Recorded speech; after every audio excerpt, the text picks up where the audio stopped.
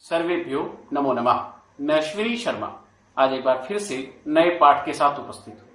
आज हम पढ़ेंगे कक्षा 10वीं की संस्कृत की पाठ्यपुस्तक शेमुसी से पहला पाठ शुचि पर्यावरणम, जिसे लिखा है संस्कृत साहित्य के प्रसिद्ध साहित्यकार प्रोफेसर हरिचंद शर्मा जी ने। हरिचंद शर्मा जी के संग्रह लसल लतिका से यह पाठ लिया गया है। प्रस्तुत पाठ में कवि ने बढ़ते हुए प्रदूषण पर चिंता व्यक्त की है और इस महानगरीय वातावरण को छोड़कर किसी वन्य प्रदेश में जाने की अपनी अभिलाषा को व्यक्त करता है। आइए पहले पाठ का सस्वर वाचन करते हैं और उसके बाद सरलार्थ और उसके अन्वय को समझने का प्रयास करते हैं। आइए प्रस्तुत श्लोकों का सस्वर वाचन करते हैं। दुर्वहमत्र जीवितं जातं प्रकृतिरेव शरणं शुचि पर्यावरणं। हाँ, शुचि पर्यावरणं।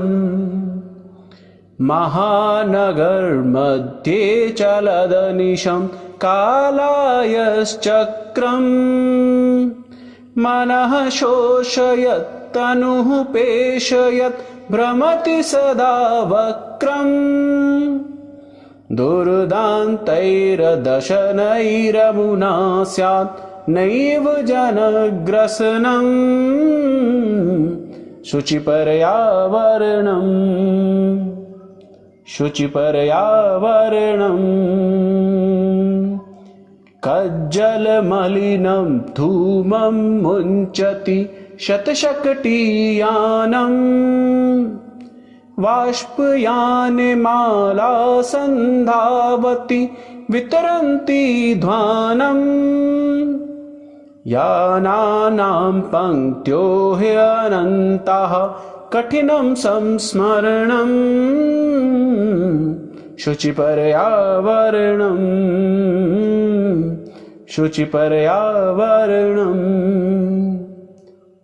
वायुमण्डलं भृशं दूषितं न हि निर्मलं जलम् कुत्सित वस्तु मिश्रितं भक्ष्यं समलं धरातलम्। करणीयं बहिरन्तर्जगति तु बहुशुद्धीकरणम् शुचि पर्यावरणम्। शुचि पर्यावरणम्। कञ्चित् कालं नयमामस्मान् नगरात् बहुदूरम् प्रपश्यामि ग्रामान्ते निर्झर नदीपयः पूरम्। एकान्ते कान्तारिक्षणमपि मे स्यात् सञ्चरणम् शुचि पर्यावरणम्। शुचि पर्यावरणम्। हरिततरूणां ललितलतानां माला रमणीया कुसुमावलिः समीरचालिता श्यामे वर्णीया। नवमालिका रसालं मिलिता रुचिरं संगमनम् शुचि पर्यावरणम्। शुचि पर्यावरणम्। ऐचल बंधो खगकुल कलरव गुंजित वन देशम् पुरकलरव संभ्रमित जनेभ्यो घृत सुख संदेशम्। चाकचिक्य जालं नो कुर्यात् जीवित रस हरणम् शुचि पर्यावरणम्। शुचि पर्यावरणम्। प्रस्तरतले लतातरुगुल्माः नो भवन्तु पिष्टाः पाषाणी सभ्यता निसर्गे स्यान्न समाविष्टा। मानवाय जीवनं कामये नो जीवन मरणम शुचि पर्यावरणम शुचि पर्यावरणम दुर्वहमत्र जीवितं जातं प्रकृतिरेव शरणं शुचि पर्यावरणम शुचि पर्यावरणम। आइए इस पाठ के अन्वय को समझने का प्रयास करते हैं। आइए अब प्रत्येक श्लोक का सरलार्थ करते हुए उसके भाव को समझने का प्रयास करते हैं। दुर्वहम अत्र जीवितम जातम प्रकृतिरेव शरणम। दुर्वहम अत्र, यहाँ पर जीवन जीना बहुत कठिन है। प्रकृतिरेव शरणम, केवल प्रकृति ही एकमात्र सहारा है। शुचि पर्यावरणम, पर्यावरण को शुद्ध रखने के लिए। महानगर मध्ये चलद निशम कालायश्चक्रम। महानगर मध्य, महानगर के बीच में चलद अनिशम, दिन रात चल रही हैं। कालायश्चक्रम, काला चक्र दिन रात चल रहा है। लोहे का चक्का दिन रात चल रहा है, अर्थात बहुत ज़्यादा गाड़ियाँ यहाँ पर चल रही हैं। मनः शोषयत तनुः पेशयत भ्रमति सदा वक्रम। मनः शोषयत, यह काला चक्का जो है, मनः शोषयत, मन को सुखाते हुए, तनुः पेशयत, और शरीर को पीसते हुए, भ्रमति सदा वक्रम, टेढ़ा घूम रहा है। दुर्दान्तैर दशनैरमुना, दुर्दान्तैर दशनैरमुना स्यान्नैव जनग्रसनम, अर्थात इसके भयानक दांतों से केवल मानव का विनाश ही हो रहा है। इसलिए शुचि पर्यावरणम, पर्यावरण को शुद्ध रखना जरूरी है। इस श्लोक में प्रदूषण के विभिन्न कारणों का वर्णन किया गया है। महानगर में रहने वाले लोग अनेक प्रकार की बीमारियों के शिकार हो रहे हैं। कवि ने कल कारखानों को, फैक्ट्रियों और यातायात के साधनों को लोहे का चक्का कहा है, जिस कारण मानव विनाश की ओर जा रहा है। ऐसे में कवि ने केवल बचने का एकमात्र साधन प्रकृति की शरण को ही बताया है। कज्जल मलिनम धूमम मुंचति शतशकटीयानम। शतशकटीयानम कज्जल मलिनम धूमम मुंचति। सैकड़ों गाड़ियां कज्जल मलिनम, काजल के समान मलिन मैला धुआं छोड़ रही है। वाष्पयान माला संधावती वितरंती ध्वानम। वाष्पयान माला अर्थात रेलगाड़ी, संधावती चलती है, वितरंती ध्वानम, वितरंती ध्वानम अर्थात बहुत ज़्यादा कोलाहल करती हुई चलती हैं। यानानाम पंक्तयो ही अनंताः कठिनम संस्मरणम। असंख्य गाड़ियों की पंक्तियों के कारण चलना भी कठिन हो गया है। शुचि पर्यावरणम, इसलिए पर्यावरण को बचाना जरूरी हो गया है। इस श्लोक में कवि ने बढ़ते हुए वायु प्रदूषण और ध्वनि प्रदूषण पर चिंता व्यक्त की है। कवि ने कहा है कि मोटर गाड़ियों और रेलगाड़ियों से वायु प्रदूषण तो हो ही रहा है, साथ ही इनसे निकलने वाली आवाज़ से ध्वनि प्रदूषण भी हो गया है। इसके कारण मानव का निकलना भी कठिन हो गया है। वायुमंडलम भृशम दूषितम न ही निर्मलम जलम, अर्थात वायुमंडलम भृशम दूषितम, अत्यधिक दूषित हो गया है। न ही निर्मलम जलम, और जल भी निर्मल अर्थात स्वच्छ नहीं है। कुत्सित वस्तु मिश्रितम भक्ष्य समलम धरातलम, इस धरातल पर कुत्सित वस्तु मिश्रितम भक्ष्य, कुत्सित वस्तु भोज्य पदार्थों में निंदनीय वस्तुएं मिल रही हैं। समलम धरातलम, और ये धरातल जो है, ये पृथ्वी भी गंदगी से युक्त हो चुकी है। करणीयम बहिरंतर जगति तू बहुशुद्धिकरणम, अर्थात कवि ये कहना चाहता है कि आंतरिक जगत की पूर्ण रूप से शुद्धता तो सबसे पहले बाहर ही जाकर करनी चाहिए। शुचि पर्यावरणम, इसलिए पर्यावरण को सबसे पहले शुद्ध करना चाहिए। यहाँ पर कवि ये कहता है कि प्रत्येक वस्तु में मिलावट हो रही है, सारी पृथ्वी दूषित हो गई है। महानगरों में प्रदूषण के कारण रह पाना भी असंभव है। ऐसे में मनुष्य प्रकृति की शरण में जाना ही बेहतर समझता है। कंचित कालम नय माम अस्मान नगराद बहुदूरम। यहाँ पर कवि अपनी इच्छा प्रकट करते हुए कहता है कि कंचित कालम, कुछ काल के लिए, मुझे कुछ समय के लिए इस महानगर से दूर ले चलो। प्रपश्यामि ग्रामांते निर्झर नदी पयः पूरम। प्रपश्यामि, देखना चाहता हूँ, ग्रामांते, गांव के अंत में, निर्झर, झरना, नदी, पयः पूरम, पानी से भरा हुआ तालाब मैं देखना चाहता हूँ। एकांते कांतारे क्षणमपि में स्यात् संचरणम। कुछ समय के लिए एकांते कांतारे, एकांत जंगल में मेरा घूमना भी हो जाएगा।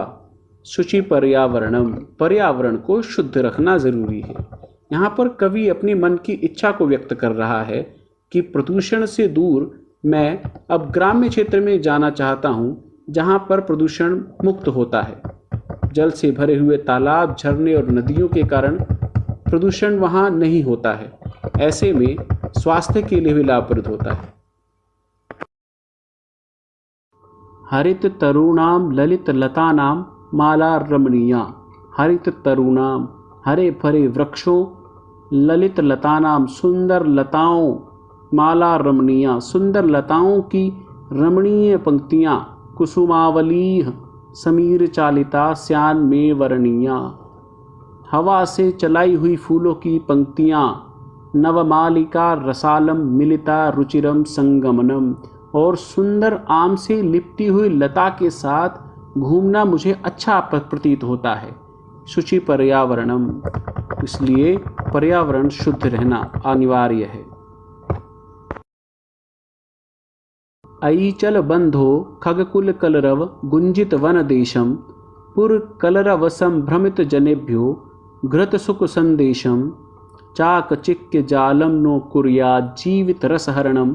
शुचि पर्यावरणम, यहाँ पर कवि सभी को वन्य प्रांत की ओर चलने के लिए प्रेरित कर रहा है। आई चल बंधो, सभी चलिए, खगकुल कलरव गुंजित वन देशम।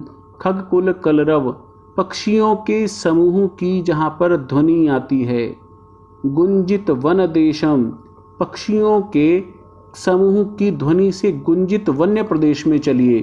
पुर कलरव संभ्रमित जनेभ्यो घृत सुख संदेशम, जहाँ पर पुर कलरव संभ्रमित जनेभ्यो, नगर के शोरगुल से दूर मनुष्यों के लिए सुख देने वाले इस संदेश को आप लीजिए। चाक चिक्के जालम नो कुर्यात जीवित रसहरणम। चाक चिक्के जालम, चकाचौंध से भरी हुई दुनिया जीवित रसहरणम, हमारे जीवन के रस का हरण कर रही है। इसलिए हे भाई, आप वन्य प्रांतों की ओर चलिए। प्रस्तुत श्लोक में कवि सभी को चकाचौंध से भरी हुई दुनिया से दूर, महानगरों की दुनिया से दूर वन्य प्रांत की ओर ले जाने के लिए प्रेरित कर रहा है। प्रस्तर तले लता तरुगुल्मः नो भवन्तु पिष्टाः। पाषाणी सभ्यता निसर्गे स्यान्न समाविष्टाः। पाषाणी सभ्यता निसर्गे समाविष्टा न स्यात् नो प्रस्तर तले पिष्टाः लता तरुगुल्मा भवन्तु।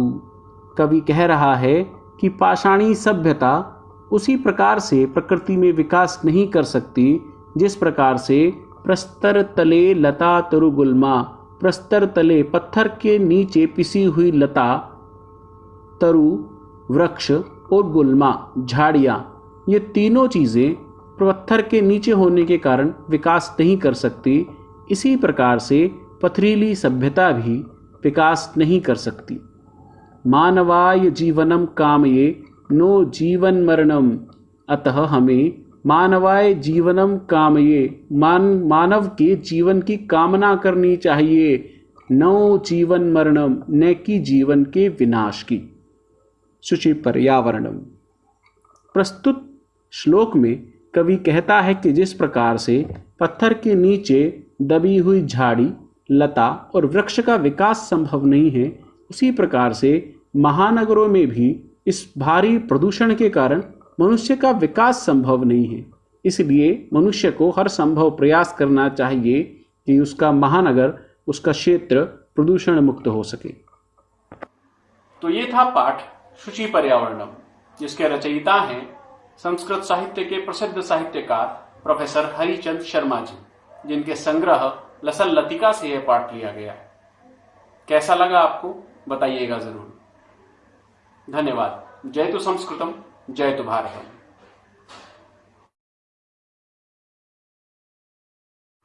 आइए आज हम पाठ पढ़ते हैं कक्षा 10 की संस्कृत की पाठ्यपुस्तक शेमुसी भाग 2 से दूसरा पाठ, जिसका नाम है बुद्धिर बलवती सदा। बुद्धिर बलवती सदा, यह पाठ शुक सप्तति नामक एक ग्रंथ से लिया गया है। बुद्धिर बलवती सदा, बुद्धि सदैव ही बलवान होती है। कभी कभी हम छोटी छोटी बातों से घबरा जाते हैं और अपनी बुद्धि का प्रयोग न करके जल्दबाजी में कुछ निर्णय ले लेते हैं। अपनी बुद्धि का प्रयोग करना सदैव श्रेयस्कर होता है। आज हम जिस पाठ को पढ़ने जा रहे हैं, उस पाठ में एक महिला की बुद्धिमत्ता कौशल का वर्णन किया गया है। वो अपने दोनों बच्चों को सघन जंगल से जानवरों से बचाकर सुरक्षित ले जाती है। आइए पाठ पढ़ते हैं। बुद्धिर बलवती सदा। बुद्धिर बलवती सदा। अस्ति देवलाख्यो ग्रामः, देउल नाम का एक गांव है। तत्र राजसिंहः नाम राजपुत्रः वसति स्म, वहाँ पर राजसिंह नाम का राजा का पुत्र वसति स्म, रहता था। एक बार केनापि आवश्यक कार्येण, किसी आवश्यक कार्य से, तस्य भार्या बुद्धिमती, उसकी पत्नी जिसका नाम बुद्धिमती था, पुत्र द्वयोपेता, अपने दोनों पुत्रों के साथ पितुर्गृहं प्रति चलिता, अपने पिता के घर जा रही थी।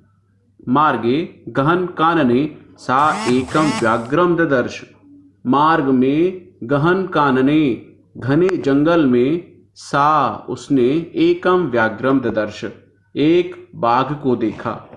सा व्याघ्रम आगच्छन्तं दृष्ट्वा धास्ट्रयात् पुत्रौ चपेटया प्रहृत्य जगात्। सा व्याघ्रम आगच्छन्तं दृष्ट्वा, उसने बाघ को आता हुआ देखकर, धास्ट्रयात्, बड़ी ढिठाई के साथ, पुत्रौ चपेटया, अपने दोनों पुत्रों को, चपेटया, थप्पड़ मारते हुए, जगाद, कहा, कथम एकैकशो व्याघ्र भक्षणाय कलहम कुरुथः, क्यों अकेले अकेले व्याघ्र भक्षणाय, बाघ को खाने के लिए, कलहम कुरुथा, कलह कर रहे हो, झगड़ा कर रहे हो। अयम एकस तावद विभज्य भुज्यताम, अयम एकः, यह अकेला है, तावद विभज्य भुज्यताम, इसलिए इसे बांटकर खाओ। पश्चात अनयो द्वितीय कश्चिद लक्ष्यते, उसके बाद कोई दूसरा देखा जाएगा। इति श्रुत्वा व्याघमारी काचिद इयम इति मत्वा व्याघ्रो भयाकुल चित्तो नष्टः। इति श्रुत्वा, ऐसा सुनकर, व्याघमारी काचिद इयम, यह कोई व्याघमारी है, अर्थात बाघ को मारने वाली है। इति मत्वा, ऐसा मानकर, व्याघ्रो, बाघ, भयाकुल चित्तो नष्टः, भयाकुल चित्तो नष्टः, भय से व्याकुल चित्त वाला होकर भाग गया। निज बुद्धया विमुक्ता सा भयाद् व्याघ्रस्य भामिनी, अन्योऽपि बुद्धिमान् लोके मुच्यतो महतो भयात्। निज बुद्धया, अपनी बुद्धि के द्वारा, विमुक्ता सा भयाद व्याघ्रस्य भामिनी, विमुक्ता स्याद, वह स्त्री अपनी बुद्धि के द्वारा उस भाग से मुक्त हो गई। अन्योपि बुद्धिमालोके मुच्यते महतो भयात, अन्योपि, अन्य भी, बुद्धिमालोके, इस बुद्धि के आलोक में, मुच्यते महतो भयात, बड़े बड़े भय से मुक्त हो जाते हैं। अर्थात बुद्धि के प्रयोग से अनेक प्रकार के भय दूर हो जाते हैं। भयाकुलम व्याघ्र दृष्ट्वा कश्चित् धूर्तः शृगालः असन्नाः।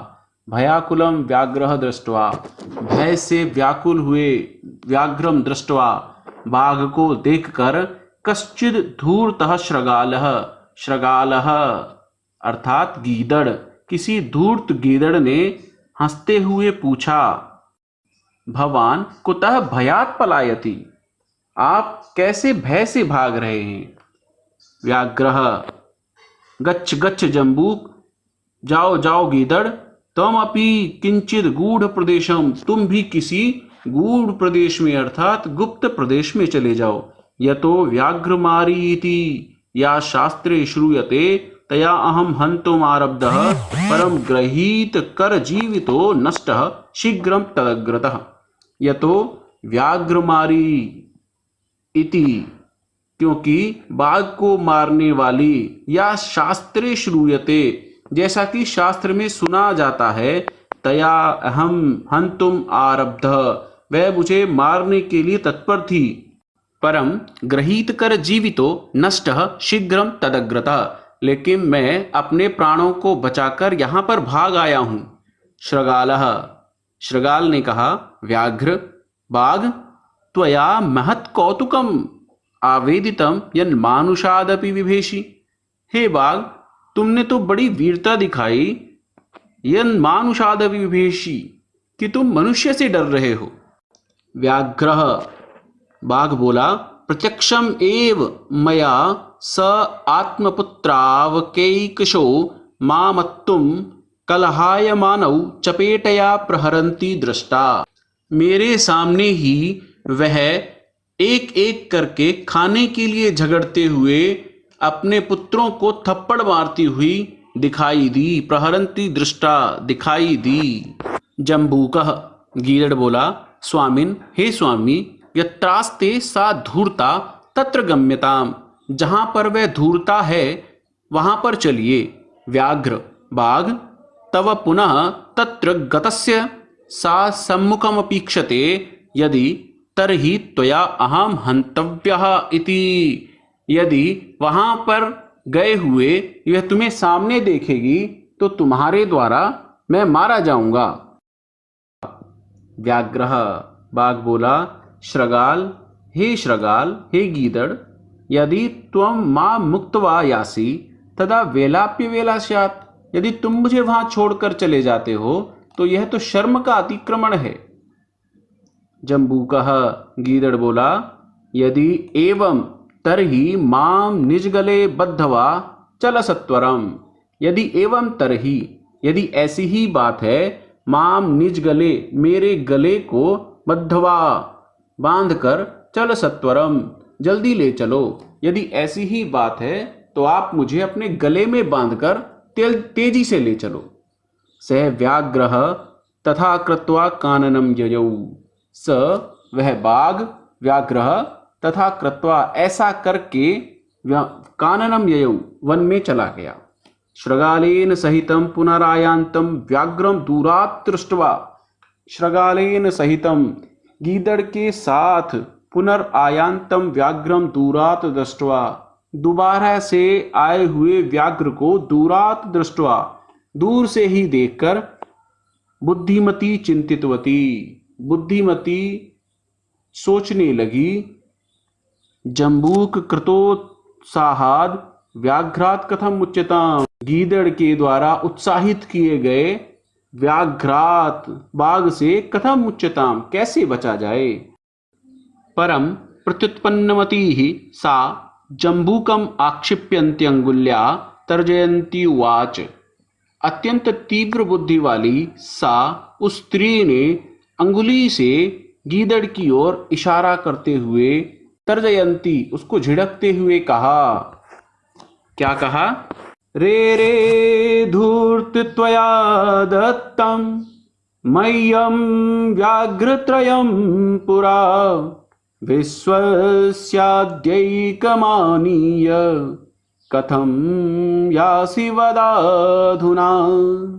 बुद्धिमती स्त्री बोली, रे रे धूर्त, अरे धूर्त श्रगाल, त्वया दत्तम मह्यम व्याघ्रत्रयम पुरा, मैंने तुम्हें पूरे 3 बाघ दिए थे। विश्वास्याद्यैकमानीय कथम यासि वदाधुना, विश्वास दिलाकर भी तुम आज केवल एक ही लेकर आए हो। इत्युक्त्वा धाविता तूर्णं व्याघ्रमारी भयंकरा व्याघ्रोऽपि सहसा नष्टः गलबद्धश्रगालकः। बस ऐसा कहकर वह स्त्री अपने भय को उत्पन्न करते हुए बाघ को मारने के लिए उसकी ओर दौड़ी। व्याघ्रोऽपि सहसा नष्टः गलबद्धश्रगालकः। व्याघ्रोऽपि बाघ भी सहसा नष्ट अचानक भागा गलबद्ध श्रगालक अपने गले में बंधे हुए गीदड़ को साथ लेकर। एवं प्रकारेण बुद्धिमती व्याघ्रजात भयात पुनरपि मुक्ताभवत्। एवं प्रकारेण इस प्रकार से बुद्धिमती जो स्त्री थी व्याघ्रजात भयात व्याघ्र के भय से पुनरपि मुक्ताभवत् दोबारा से मुक्त हो गई। अतएव उच्यते इसलिए कहा गया है बुद्धिर बलवती तन्वी सर्व कार्येषु सर्वदा।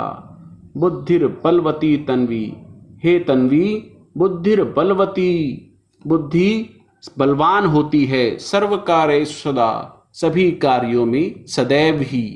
हे स्त्री बुद्धि सभी कार्यों में सदैव ही बलवान होती है। तो देखा आपने, एक महिला अपनी बुद्धिमत्ता का परिचय देते हुए अपने दोनों बच्चों को घने जंगल से शेर और गीदड़ से बचाकर ले जाती है। मित्रों, कभी कभी हम छोटी समस्याओं पर भी गंभीर हो जाते हैं, जबकि अगर हम बुद्धि से काम लें तो समस्याओं का समाधान अवश्य निकल आता है। हमेशा बुद्धि की ही विजय होती है, इसलिए सदैव बुद्धि का सकारात्मक प्रयोग करना चाहिए। बुद्धिर बलवती सदा, बुद्धि सदैव ही बलवान होती है। फिर मिलेंगे किसी अन्य पाठ के साथ, तब तक के लिए नमस्कार। जय तो संस्कृतम, जय तो भारतम।